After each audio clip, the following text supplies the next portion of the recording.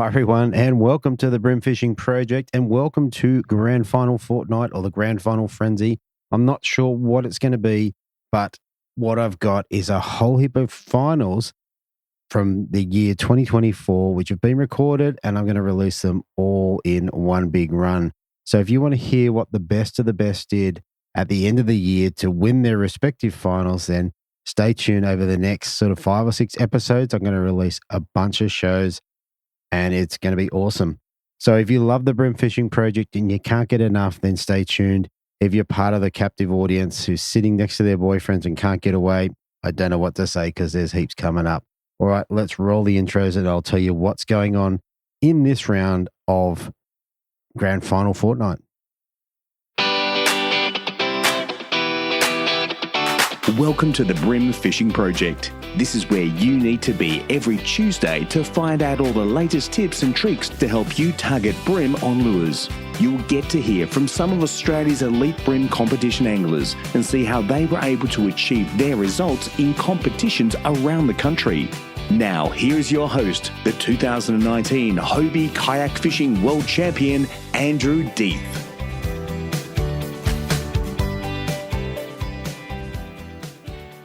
All right, so for this episode, we are going to be visiting the East Coast Bream Series. So they had their final on the 20th of October in 2024 on Sydney Harbour. Just the 2 interviews for this one. What I might do is I'll run through the bite periods and what have you, and then I'll run through the results so you know exactly what happened. Anyway, so there was 66 in the fish activity wheel. There was a minor bite period at 6:53 through to 8:23. Followed up by a major bite period right at the back end of the session, so 1:52 p.m. to 4:22. Low tide was at 4:33 a.m. at 0.29. High tide was a big tide, so 10:58 a.m. So right on 11 o'clock, 1.8 meters. So cracking tide. All right. So in terms of the winners, although I do announce somewhat what the respective teams got when I interview them, I'm going to tell you who came in first, second, and third. So first up in third place, we had McBarron Constructions, 3 fish for 2.435. Second, All Clear Maintenance Plumbing, 3 fish for 2.695. So, 250 grams or so above that. And then a Smart Fish, Precision Building Maintenance, they got their 3 fish for just over 3 kilos at 3.005. So there you go. All right, we've got a couple of new sponsors on board, so let's get into that, and then I will get into the angler interviews. Okay, so now I'm excited to talk about a brand new spot for all you fishing enthusiasts, Zeus Tackle, located at 18/1-15 Murray Street, Camden. This place isn't just another tackle shop, it's your go-to hub for everything fishing. At Zeus Tackle, they're passionate about making sure you have the best experience out on the water, no matter what type of fishing you're into, whether it's freshwater bass or saltwater giants. They've got the gear and the expertise to help you succeed. And it's not just about selling tackle. Zeus Tackle is all about advice and support. Whether you're just starting out or the seasoned angler, they're there to guide you with premium tips and tricks to enhance anyone's fishing game. Keep an eye out on social media. Their grand opening for Zeus Tackle will be announced soon, and you won't want to miss it. You can follow them on Facebook at Zeus Tackle and on Instagram at zeustackle.com.au for all updates and maybe even a few special surprises. So remember, cast with confidence with Zeus Tackle because they're here to make sure every cast counts. Check them out at 18/1-15 Murray Street, Camden, and get ready for your best fishing trips yet. All right, so in third place, I have Team McBarron Construction. They dropped 3 fish for 2.435. And with me, I have Jared McBarron. Welcome to the show, mate. Thanks for having me. Mate, nice little result there for you and Brenton in the final. You'd be cheering about that, I'd imagine. Yeah, we were very happy with it. I mean, we hadn't fished the harbour at all since round 1. Right. And limited time on the water this year. Family, and Brenton's got some young boys himself with soccer on Saturdays and stuff. We just never had time to fish this year, so we put a plan to try and get to all 5 rounds. And at least, it's a day out fishing. We didn't pre-fish any rounds this year. Okay. And we just put a plan together, usually driving up there in the morning. Nice. Besides Lake Mac's, obviously we make a weekend of it. Yeah. The harbour and Botany and all the other rounds from Wollongong here we can usually do in a day trip. That's right. Well, there you go. Okay, so given that you hadn't fished, what sort of a plan? What were you thinking then? What was the plan leading into the day before you started fishing? There was plenty of conversation on the way up. In the end, we just ended up, the tides were completely different to when we fished it in March, but we just decided to run the exact same pattern or plan, running back up the river.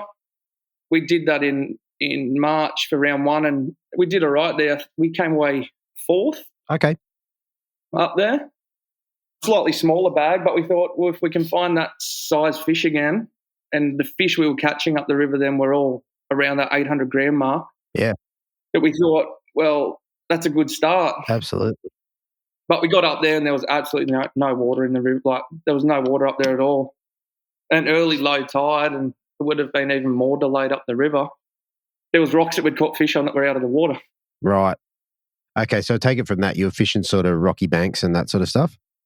Rocky edges, yeah, that sort of thing, working our way up past the Rhodes Bridge there and that sort of thing up to Ermington along those rocky edges. We'd fished a lot before. Even the flat on the other side can be good. I like it better when the ferries and that are running up there and there's a bit of wash on it. Yeah, I think the washes help in the harbour. I don't think they're pushed back up the river yet. Well, if it wasn't the water that's up there, the fish hadn't moved up there, that's for sure. Yeah, that's interesting because I would have expected with the general lack of rain, I would have thought they would have been up higher already. Well, I think it was a year previously that we fished, and we got fish up there after it was one of those flooding events that they'd had, and there was still rubbish, coming out of the river there at Parramatta, and we were getting fish, but I don't know, too clean for them, nowhere to hide. Yeah, right. Fair enough. Not sure. Okay, so you went back upriver. The tide was obviously lower than you would have hoped for. How did you go about getting them? We ended up back down Lane Cove, just near the entry there, that sort of first bit of bend. Always seems to fish good on a run-in, we've found. Mm-hmm. It is very deep there and can get a bit of boat traffic, but just hug up close to the edges there. Just actually fishing sprats. Okay. We fish the basin a lot. Sprats work there. Just go back to something that gives you confidence. Yeah, 100%. The sprats, over the last 6 months, I've had a lot of anglers have good success on them, so it doesn't surprise me. I'm not surprised at all. And when you go try and buy them at most tackle stores, they're either not there or not the colour you want. Fair enough. Well, they have good range. What's your go-to colour? Just a cleaver, usually. Cleaver on the 120th. You can't go wrong. We ended up working all the way up to past the rowing club up there. Yep. The rowers club and a bit of a flat up there. We worked up around that area. Filled a bag of 32 forkers, but skinny fish, not something you need in the harbour. Usually I find the harbour fish are always a bit heavier. Yeah, okay. But we had a bag. I mean, it would have been 10 o'clock by that stage. Yeah, right. We probably didn't have a fish till 9. Yeah. We were a bit lost. That's why we just went down there and thought, let's put three in the boat and go from there. Yeah, okay. So tell me, if you're fishing rocky edges with sprats, you're on a 120th, what are you trying to achieve with your cast? Are you like getting it close to the bank and ripping it, or what's it look like? Yeah, literally casting it in, hitting the edge if you can, and then just skipping it across and letting it sink. Yeah. And with the hidden weight, it can usually just sit on a rock. I mean, you do get snagged and you do lose a bit of gear, and you're just giving a few little rips and ripping it back up again. Yeah, okay. Yeah. Me and Brenton try to fish different things every time as well. Like he might be on a sprat at the start, I might be on a shrimp, that sort of thing. Yeah. Just to try and zone in on what they're on. Not fishing it enough, not fishing it often. The first couple of hours for us always seems to be like, what are they doing and where are they? Yeah, yeah.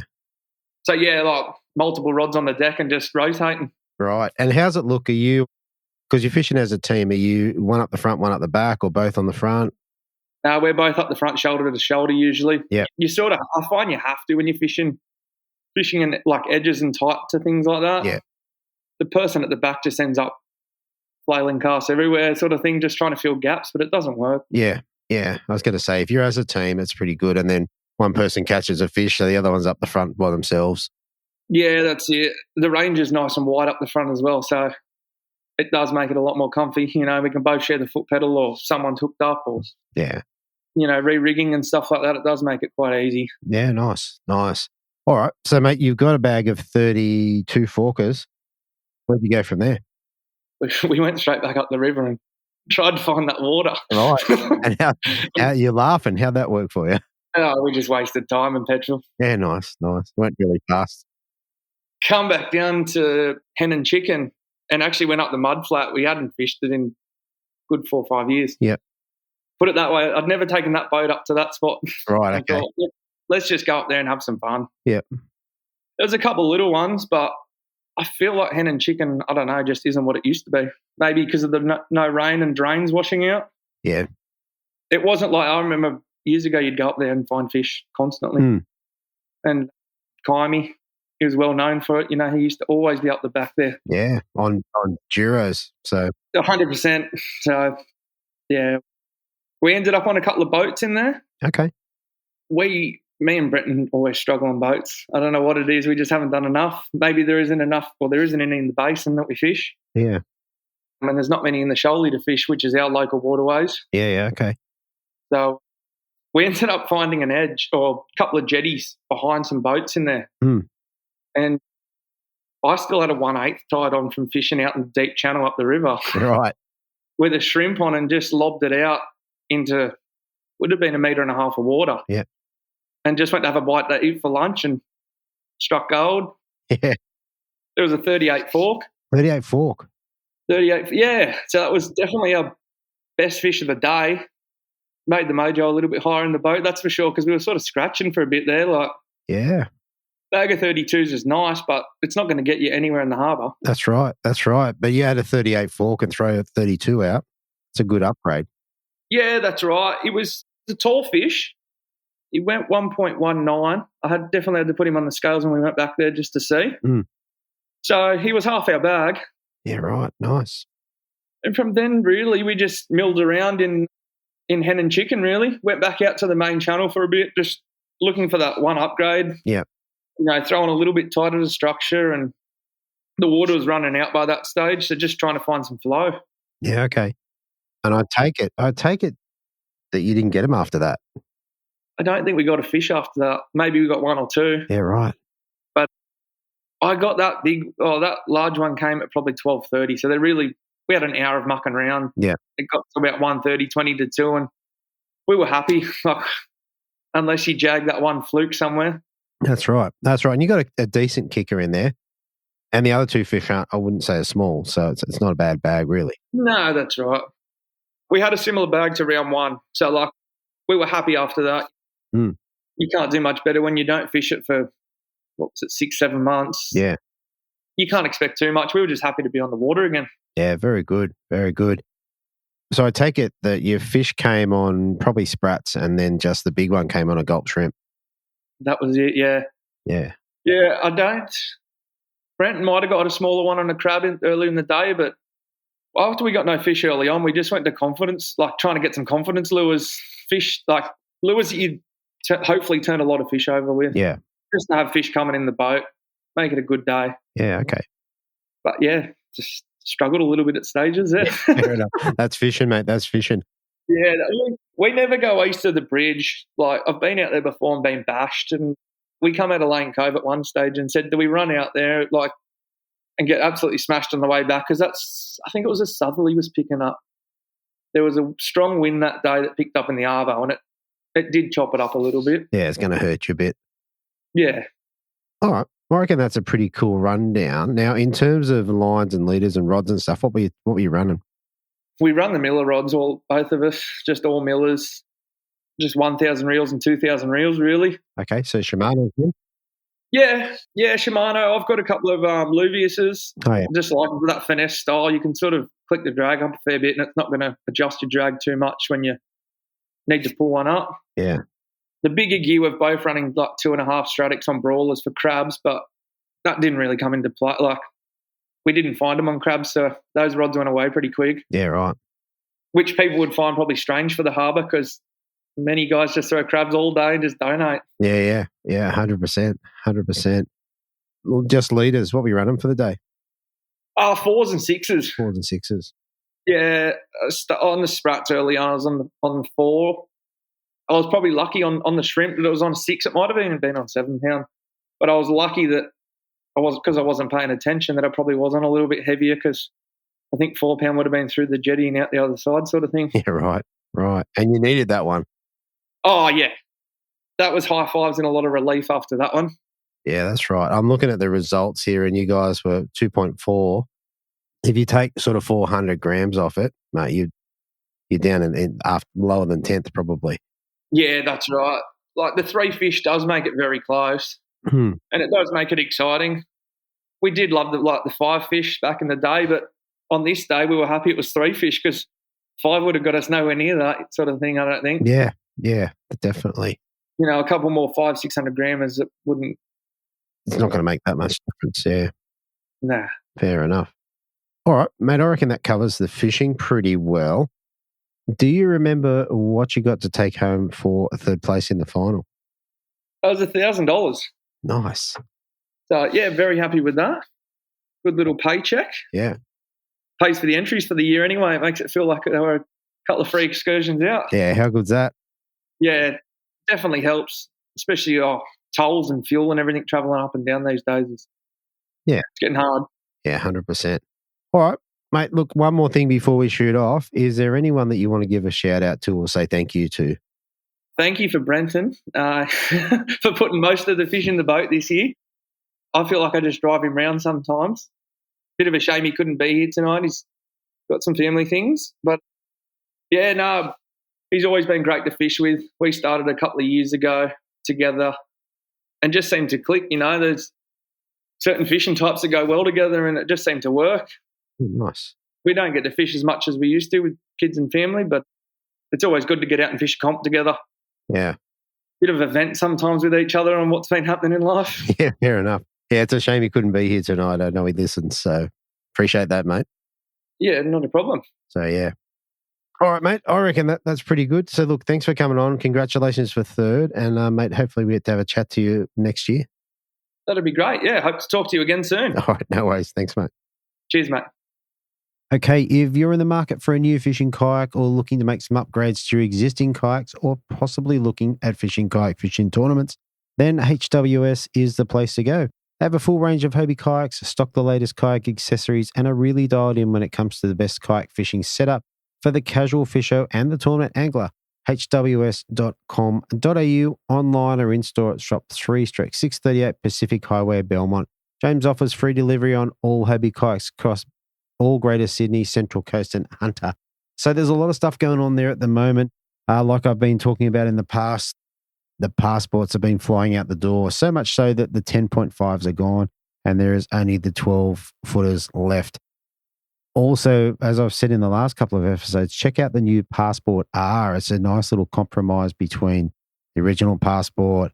There's not really a Lynx because it's a bit heavier than that, but it's a little bit tougher. So that you want to go and check this out, like between the Lynx, the Passport R, the Passport 12 and the Outback, there's a whole range of kayaks. There's going to be something there to suit you. Anyway, check it out at hunterwatersports.com.au. Okay, so coming in first place, we have Team Smartfish Precision Building Maintenance. They dropped 3 fish for 3.005, which was enough to give them a first place. With me, I have Ahmed Mahfood. Welcome to the show, mate. Thanks, mate. Privileged to be here. Mate, well, a nice little win for you guys. And I think who'd you fish with? Rabi Yatani, good friend of mine. And Khalil, did he fish a couple of rounds throughout the year? This year he didn't. He missed out. So he missed the chocolates. So bad luck for him. Well, maybe next year. Yeah. All right. So, mate, look, we've got a couple of things to talk about now. Before we get into the fishing of the East Coast Bream Series here, I do want to cover off on you going across to the States with the MLF. Mate, do you want to give us a bit of an idea of, so some people won't know what that's about, so just give an idea of how you got there and tell us a bit about it. Yeah, so we fished the first round of MLF in Malakuta, and luckily enough we got a top 3, and I think Mark Healy pulled out for some reason. He couldn't go, and we took his spot, and off we went to the States. It was on a lake called Wheeler Lake, which is a chain of lakes that run in the Tennessee River. What an experience. That's all I got to say. It's I can't wait to go back there. Me and Rabi can't wait to go back there. It was run so professional. It was Jan and the boys were good. You know, they they knew what they were doing there. It's pretty cool. We had our own boats. I was a boater, obviously, and that was pretty cool to be part of that crowd. Doing your thing in your boat, not as a non-boater, was another level. And making those decisions where, you've never been there before, never chased that fish before, it was awesome. Yeah, and do you get some good fish over there? Yeah, I got a big smallie, I got a big largemouth, got a few of them. We've got a fish called a drum, which is very similar to the jewfish that we've got here. They fight similar as well. But obviously they're in fresh water. They got broader shoulders. And yeah, that was interesting. We've seen some big, I can't remember what they were called, but they looked like alligators. And they were about 2 meters long, busting bait in about half a meter of water. And that was pretty cool. That happened the first spot we ever went to on the pre-fish. And they were massive, massive creatures, eh? Yeah, right. Nothing like that you'd see here. It's just another level. Interesting. Okay, well, a question I'd have is, did you bring back any techniques or did you bring anything back that you learned over there that you're willing to share? Oh, okay. That last bit was then very interesting from you. Willing to share? Yeah, look, I think the drop shot and the Carolina rig might be a player here. Even I was thinking about throwing the A rig here for certain areas with high current and stuff like that. But there is a couple of little things up my sleeves. And I actually went to the Bass Pro Shops and got a few things as well that I am going to try here. And then if they're successful, maybe I'll share them with you. I was going to say, if you win on them, you need to share them with me. That's part of I will. Fair enough. Oh, mate, that's very good. Yeah, look, as someone that's been across overseas, been to China, been to Sweden, fishing, I guess, for the country, it's very cool, hey? Yeah, 100%. Can't wait to do it again. Okay, and that's good. And look, for those, the MLF I hear is running again next year, bigger and better, and hopefully they'll get a season off the ground, and some yourself or somebody else will get a shot at that. Yeah, hopefully. I think the way he's set it out for next year and giving the Bass guys a chance to go overseas as well is a very good thing. And yeah, let's hope we get the numbers and not miss that opportunity, I reckon. Yeah.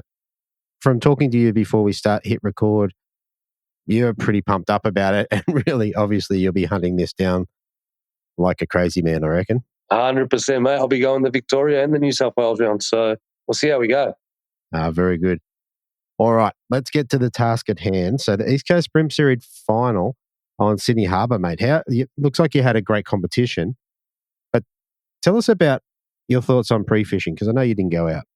Yeah, no, I don't pre-fish. I sort of work it out on the day and see which direction the boats go into. And we sort of go in the opposite direction usually. Okay. Try to keep away from the crowd. But yeah, no pre-fish for me it's just, you start off fresh and you sort of, because when you attack pre-fish, I reckon you're sort of hitting all your good shit and it plays with your mind on the day and you sort of stick to that. When you don't go pre-fishing, you make things up as you go. Yeah. Okay. All right. So given you're fishing Sydney Harbour, and it's obviously not your first time, what sort of things you have tied on? What were you ready to fish? That time of the year, from past experience, I know that the fish will be deep. Well, the bigger fish will be deep. But anyway, we had our crabs and mussels tied on pretty much. We had a couple of plastics tied on, but we didn't use them at all, to be honest. Yeah, right. So it's pretty just the crabs and mussels. That's all we're throwing. That's your thing. All right. So let's roll around to competition day. Tell us about how your day went. Okay. So I think the tide was changing at about 11 o'clock, I think was the high tide. Yep. So we started off in West, a couple of floating pontoons. We could see fish. They weren't fish we wanted. We caught a couple of squeakers early on, down deep, but it wasn't happening. So we made the decision to shoot over to the east, and we went to sort of North Sydney way and chased a bit more current with clearer water.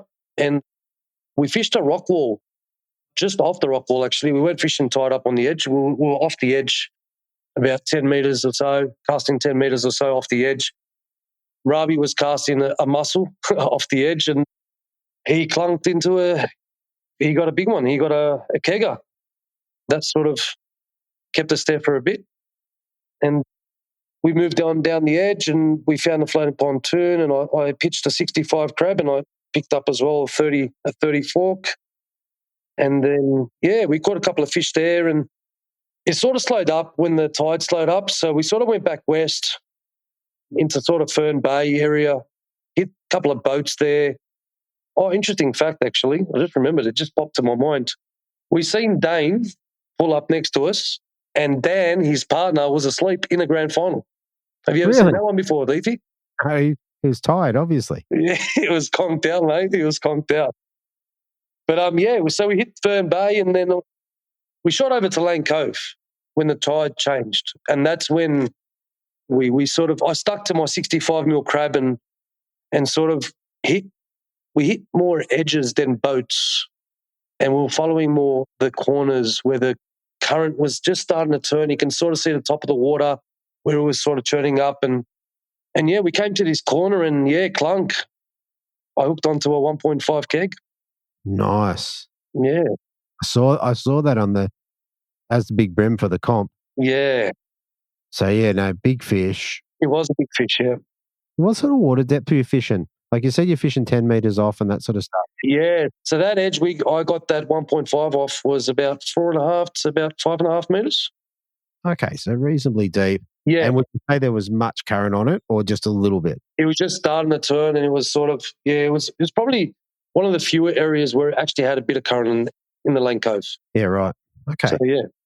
Interesting. And, we kept going, and I think by then we had that 3 kilo bag, and then not long after that, we sort of made our way back, and I stopped on a corner just before, not Birds Grove, I can't remember the name of it, but not far from the start line.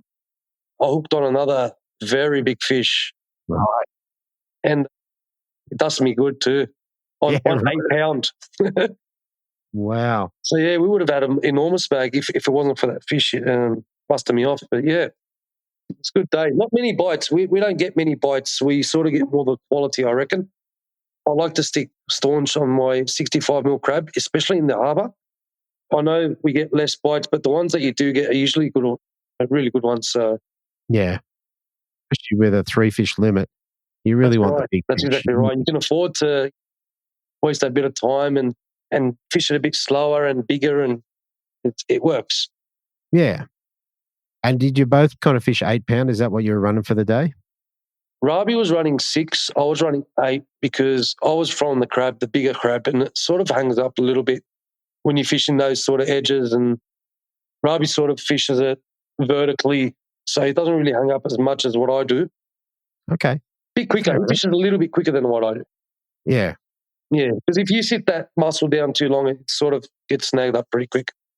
Absolutely. Absolutely. They do catch big fish. Yeah, that was that day. Yeah, that was your day. So, short and sweet, and a couple of good fish in the mix. Lost a good one. All right. I reckon the only other thing to ask is if you got 8 pound leader on, what sort of rod are you running, rod and reel? Yeah, so I run the TD Zeros in the 702 LFS, which is a 2 to 4 kilo rod. I use that primarily for my crabs. That's pretty much all I use them for. I've got about 6 of those rods, and they're all rigged up with 3 of them got the exists on them, and 3 of them have got the new 24 Certates in the 2500. Yeah.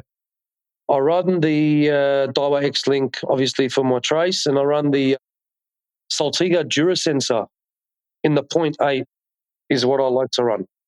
Right. How long have you been using that? I've been using that since the end of last year. Okay. So it's only new to you. Yeah. So I've been running it for about a year. So, yeah. Yeah. Okay. And you like it because? The smoothness, there's no memory in it. The cast is unbelievable. You can see, I like the colour of it, which is like a greeny olive colour. And I can see the ticks on that really well in the shine, obviously, depending on what glasses you wear. But, it ties knots really well. Yeah. These days, we've very rarely knots fail on you. So it goes well with the X-Link as well. So I'm very confident in using that. Yeah, very nice. Very nice. It's more of a confidence thing. Yeah. Yeah. All right. Very good. Well, it sounds like a good team effort. If Rabi got a kilo, you got a kilo and a half, and then one of you guys got the third one, that's a pretty good team effort. Yeah, no, we've done well. What'd you get to take home?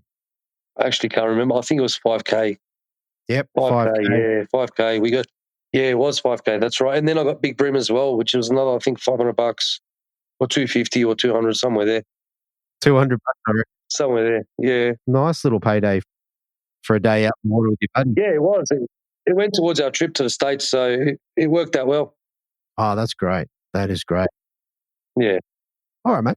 I reckon that's a pretty good run day down. Look, congratulations on both the MLF and the win here. Before we shoot off, mate, is there anyone else that anyone you want to give a shout out to or say thank you to? Yeah, obviously my family for the support. Rabi, he never lets me down. He's got confidence. Both got confidence with each other.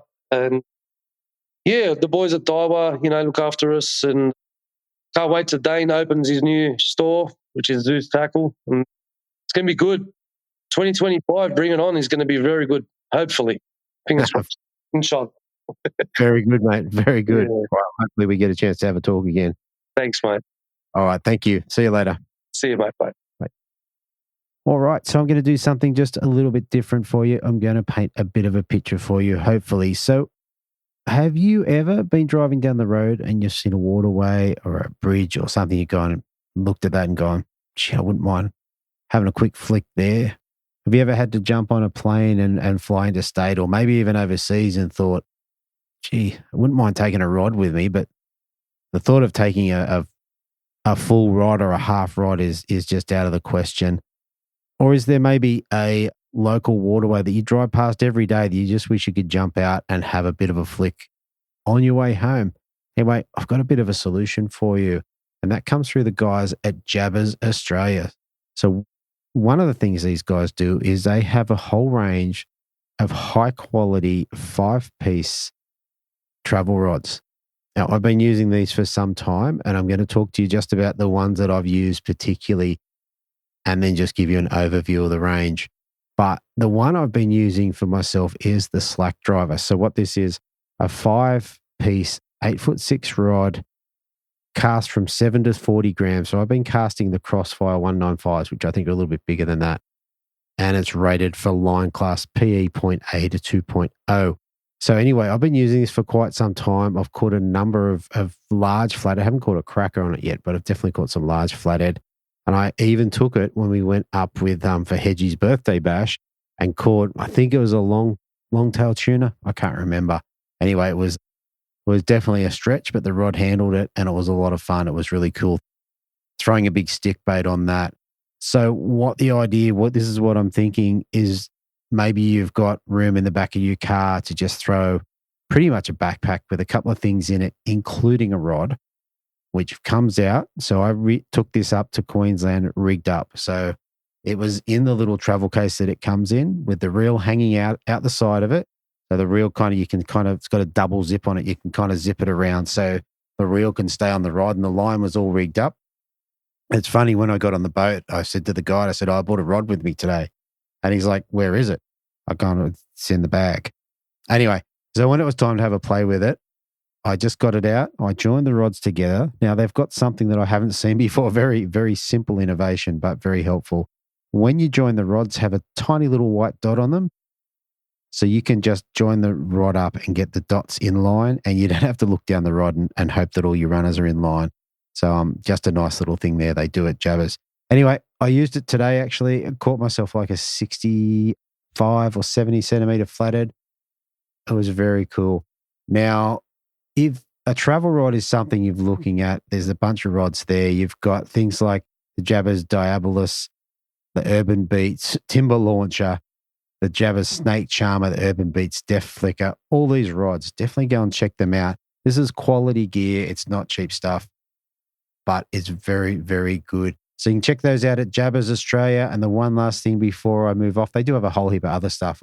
My favourite thing that I've used from there, aside from the rod, would be a little pixie pliers. So they have a split ring plier, which is great for us Bream guys. It's called the Jabbers something or other pixie pliers. Jump on there. There's going to be a discount code coming soon. It should be in the show notes by the time this goes to air. jabbersaustralia.com.au. All right, so there you have it, everybody. That is the East Coast Bream Series wrapped up for 2024. I hope you enjoyed that one. Sydney Harbour is definitely one of my favourite places. Given we've got a lot going on, I'm just going to sign this one off, say thanks for listening, and probably going to talk to you tomorrow on the Bream Fishing Project.